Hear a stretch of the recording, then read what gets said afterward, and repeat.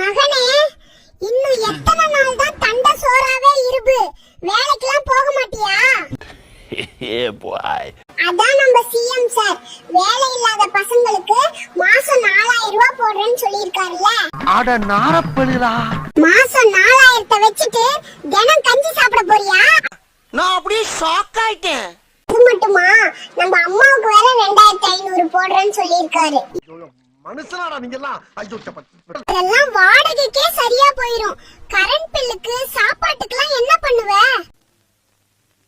200 unit current இலவசம், வருஷத்துல 6 gas cylinder இலவசம், அரிசி பருப்பு சோப்பு ஷாம்புக்கு நம்ம ரேஷன் கடை இருக்கு. ஏண்டா நியாயமா பண்ணுங்கடா, அநியாயம் பண்ணாதீங்க. கல்யாணத்துக்கு என்னடா பண்ணுவ?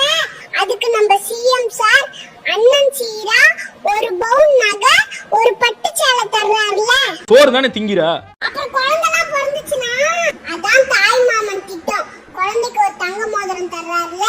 நான் வீட்லயே ஏசி போட்டுட்டு ஜம்முன்னு தூங்கிடுவேன். நான்